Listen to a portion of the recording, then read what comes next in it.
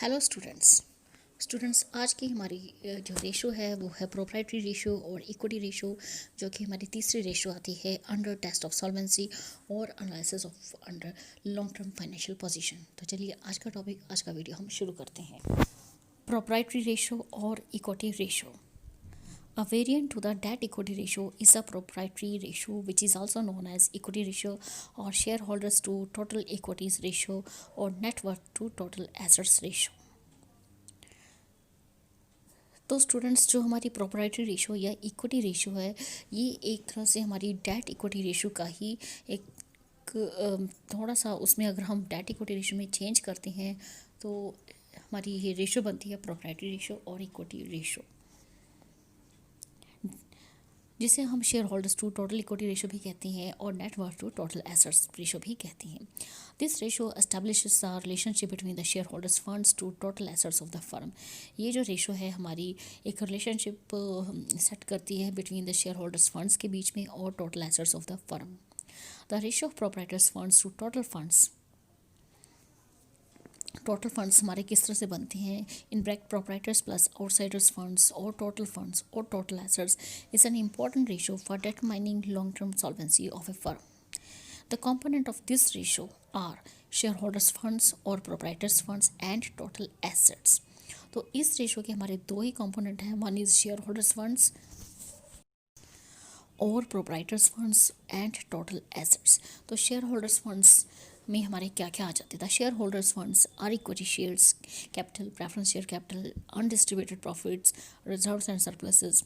Out of this amount, जो share holders funds हैं, जितने भी हमारे कैपिटल्स हैं, रिजर्व्स हैं, अनडिस्ट्रीब्यूटेड रिजर्व्स हैं, उन सबको एडअप करने के बाद हम क्या करते हैं, उसमें से डिडक्ट करते हैं, लेस करते हैं। Accumulated losses should be deducted.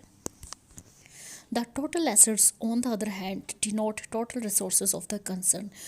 यहाँ पर जो हमारी टोटल एसेट्स हैं वो डिनोट करती हैं कंपनी की, कंसर्न की टोटल रिसोर्सेज को। The ratio can be calculated as under. तो यहाँ पे प्रोप्राइटरी रेशो और इक्विटी रेशो हम किस तरह से निकालते हैं। प्रोप्राइटरी रेशो मीन्स डिनोट करती हैं कंपनी के शेयर होल्डर्स को, कंपनी के प्रोप्राइटर्स को, कंपनी के ओनर्स को। तो कंपनी के ओनर्स होते हैं शेयर होल्डर्स। तो शेयर होल्डर्स फंड्स हम ऊपर लिखेंगे और डिवाइड कर देंगे टोटल एसेट्स से।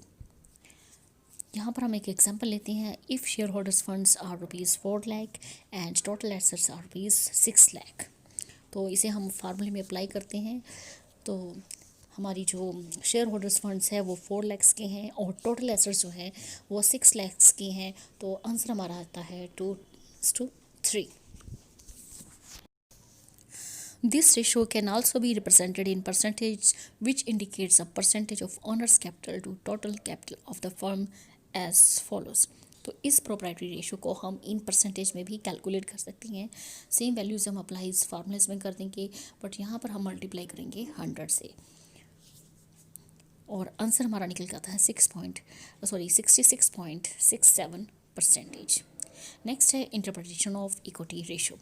As equity ratio represents a relationship of owners funds to the total assets. तो आप देख सकते हैं कि इक्विटी रेशो हम किस तरह से निकालते हैं, proprietors funds upon total assets करके। तो इस तरह से इक्विटी रेशो जो है एक रिलेशनशिप शो करती है ओनर्स के फंड्स एंड टोटल एसेट्स के बीच में। Higher the ratio share holder of the fund in the initial total capital of the company, better is the long term solvency position of the company.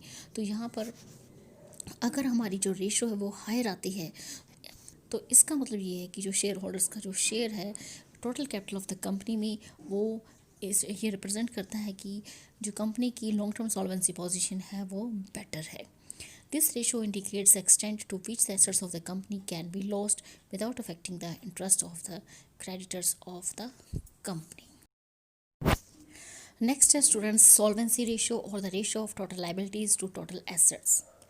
This ratio is a small variant of the equity ratio and can be simply calculated as 100 minus equity ratio। तो solvency ratio जो है हमारी जो है वो equity ratio का ही एक छोटा सा चेंज है। अगर हम इक्विटी रेशो में थोड़ा सा चेंज करते हैं तो हम उससे सॉल्वेंसी रेशो बना सकते हैं। और the ratio of total liabilities to total assets, और हम इसे किस तरह से कैलकुलेट कर सकते हैं। अगर 100 में से हम 100 जो होता है ऐसे परसेंटेज हम लेते हैं, अगर 100 में से हम अपनी जो इक्विटी रेशो जैसे कि हमने पहले कैलकुलेट की वो माइनस कर दें तो हमारे पास सॉल्वेंसी रेशियो निकल कर आ जाती है। दैट इज़ जैसे कि पिछले एग्जांपल में हमने किया था, हमारा जो आंसर निकला था 66.6%। तो यहाँ पर अगर हम सॉल्वेंसी रेशियो कैलकुलेट करते हैं तो 100 में से 6 से माइनस करेंगे 66.67, तो आंसर आ जाएगा हमारा 33.33%, जो कि बनता है हमारा solvency ratio. The ratio indicates the relationship between the total liabilities to outsiders to total assets of a firm and can be calculated as follows. जिस तरह से कि इस रेशो का नाम है सॉल्वेंसी रेशो, या यूँ कहें total ratio of total liabilities to total assets. तो हमारे पास यहाँ पे दो टर्म्स इन्वॉल्व हैं।